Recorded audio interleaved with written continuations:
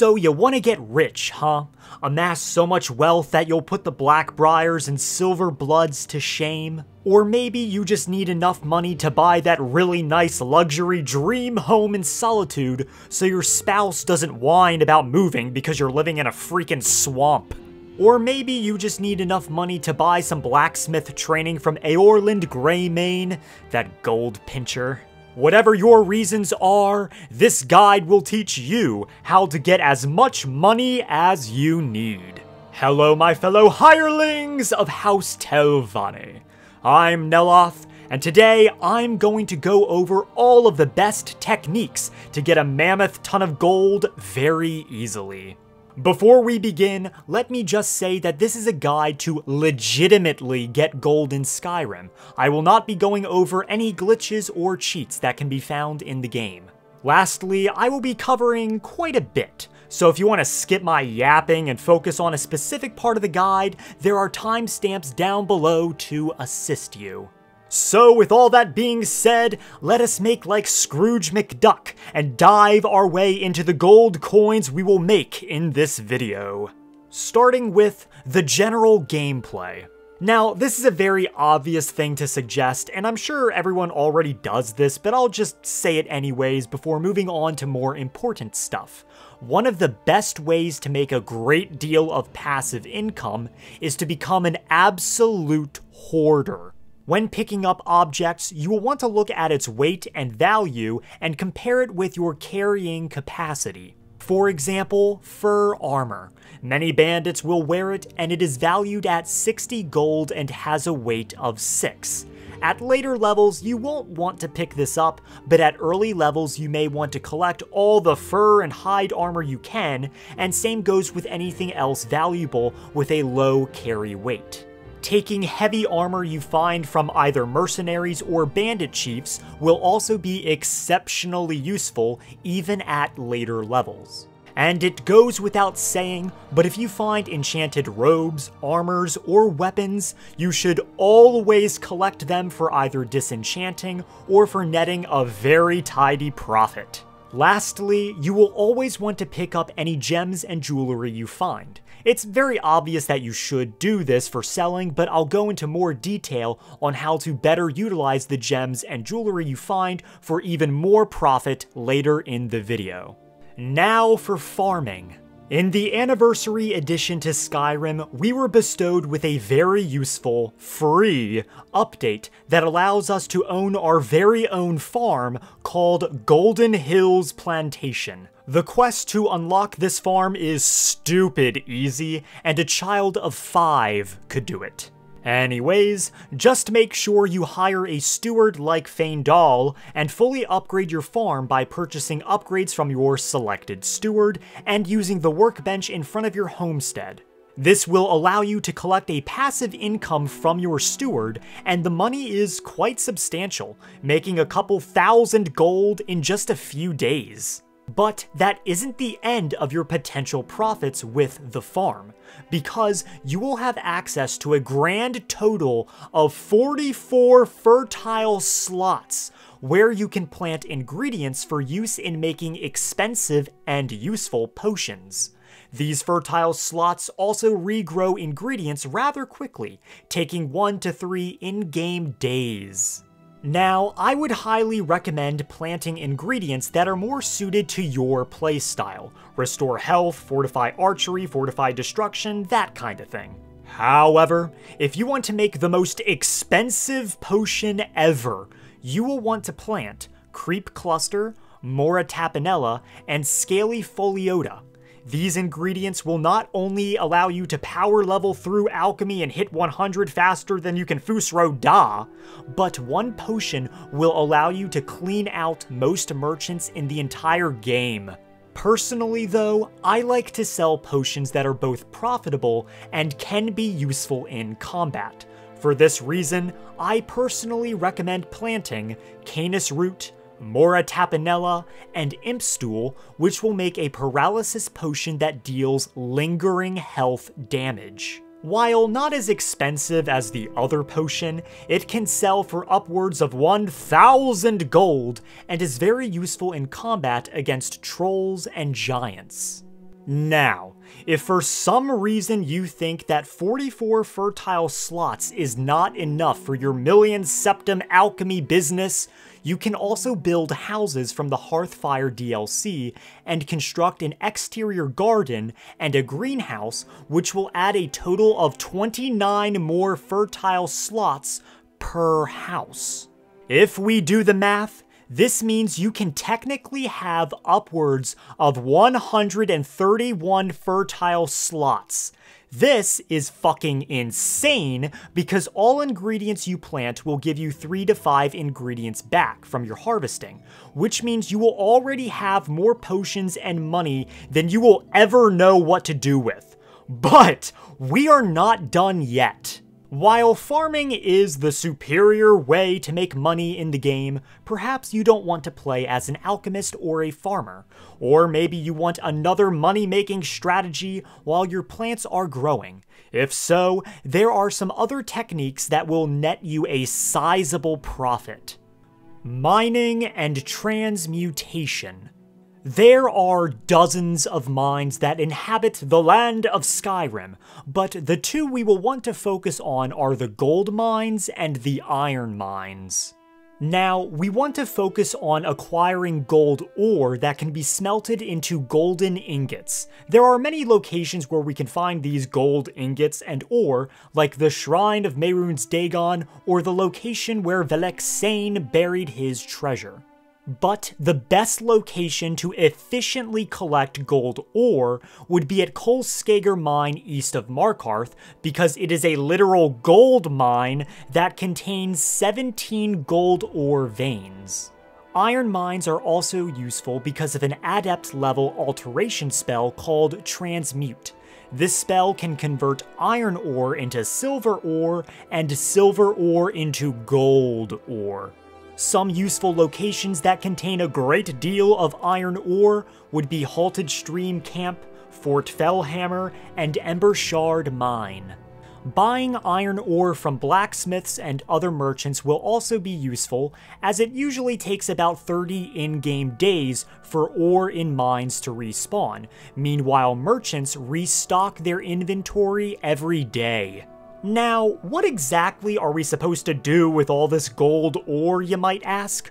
Well, we will want to smelt these ores into gold ingots, and then craft jewelry using the gold ingots as the value will increase.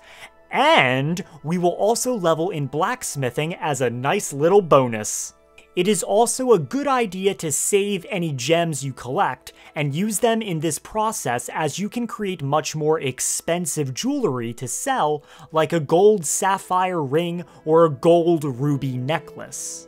Now, you might think this is the end, but we can actually go a step further and enchant this jewelry that we have created using an enchanting table with any soul gems we have collected. You should use any soul gems at your disposal, but I would recommend not using grand soul gems or black soul gems, as they can be put to better use, like enchanting your own actual gear that you can use in combat. The Daedric artifact, Azura's Star, is also very useful for this strategy, regardless of if it's white or black, because it is an unbreakable soul gem that can be used forever. These enchanted pieces of jewelry won't exactly be raking in the same amount of septums as the alchemy farming strategy, but it still should be enough to buy most houses in the game if done properly, and also level blacksmithing and enchanting at the same time. Marriage. Not exactly a strategy per se, but another way to make passive income is to settle down and take an arrow to the knee by getting married. Fun fact, but that's what the arrow to the knee saying refers to, getting married. Anyways, the spouse you choose is quite irrelevant. However, if you really want to min-max your profits, you may want to marry someone who isn't already a merchant, as your spouse will open a store of their own which you can buy and sell from.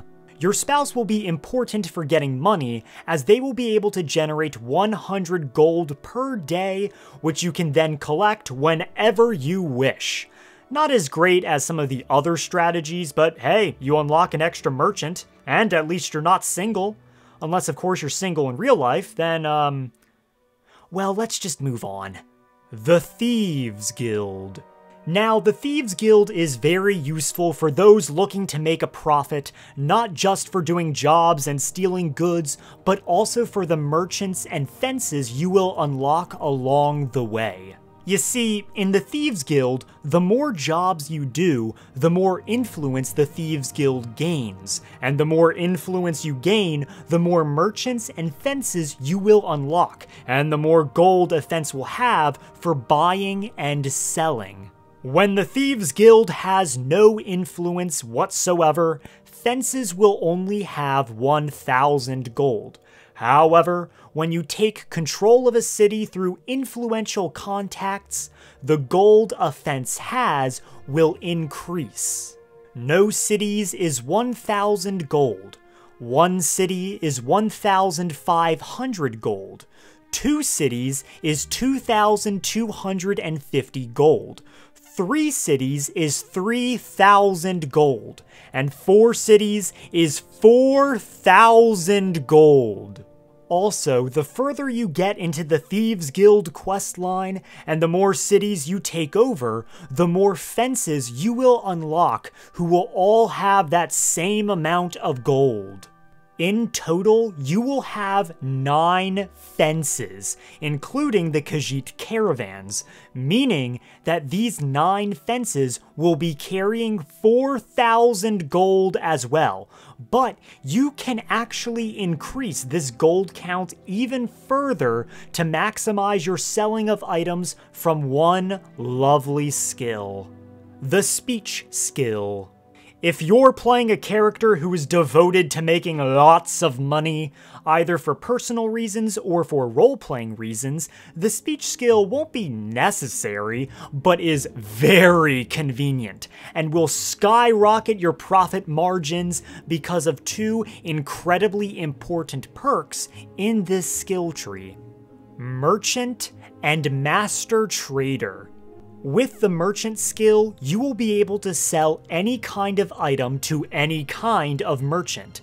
This is very useful, especially because aside from fences, blacksmiths will have the most gold in the game, but only buy weapons and armor. With the merchant perk, you will be able to sell all of those potions and jewelry you made to them and make massive profits. Now, the Master Trader skill, which you will get at level 100 of the speech tree, is also super amazing, as it will increase the gold count of all merchants by 1,000 gold. Now, let me say this again in case you don't realize how amazing this is. This increases the gold count of every single merchant in the game by 1,000 gold. You know those jewelry and food merchants that only ever have 50 gold on them? Well, boom! Now they have 1,050 gold. Blacksmiths will also get this bonus, making them probably richer than some jarls in the game. And yes, even fences will get this bonus too, increasing their gold count from an already staggering 4,000 gold to 5,000 gold.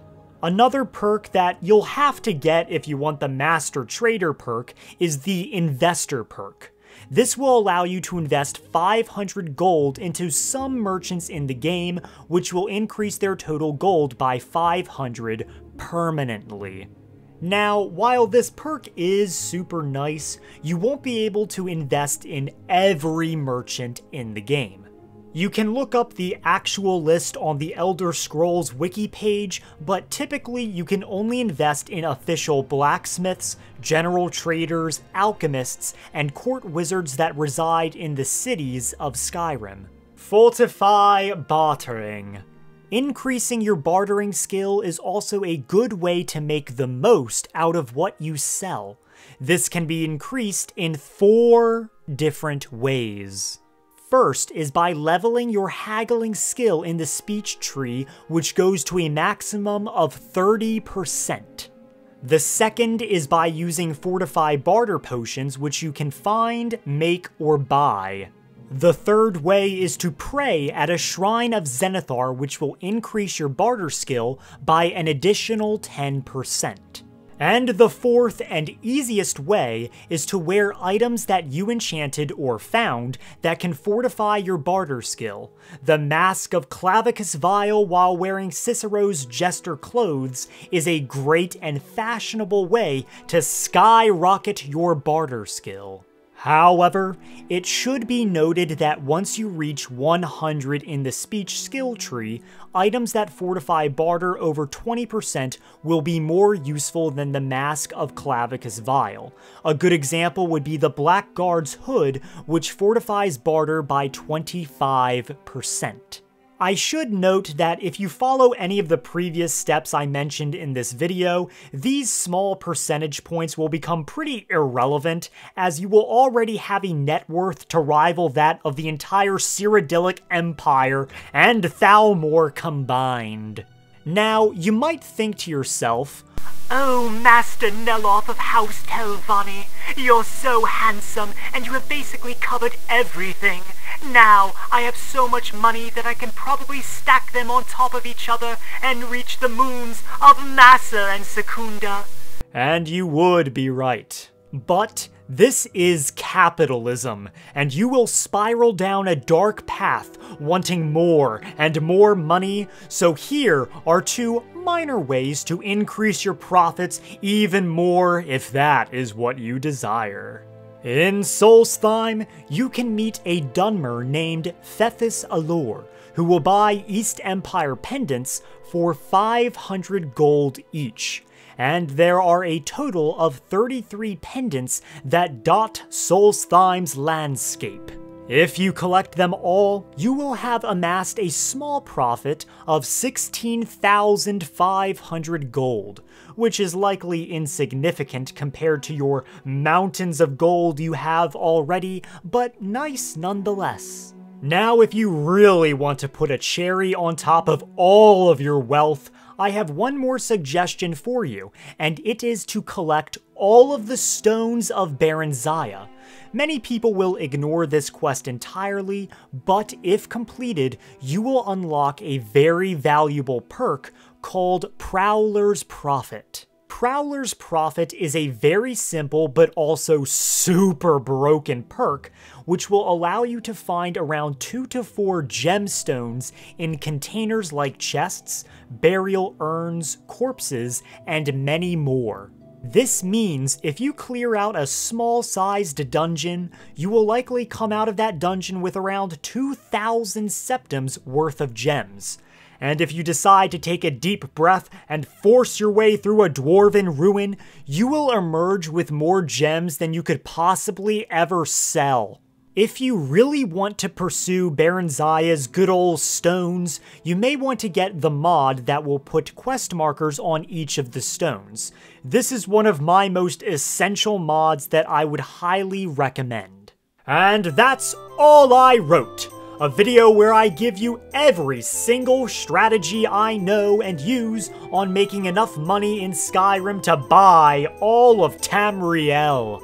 If you liked this video, make sure to like the like button, like the subscribe button, and like the bell notification down below to be updated on future videos. And I will see you whenever the fuck I decide to upload again. House Telvanni be with you. Please, O hero of Skyrim, I shall be ever so grateful.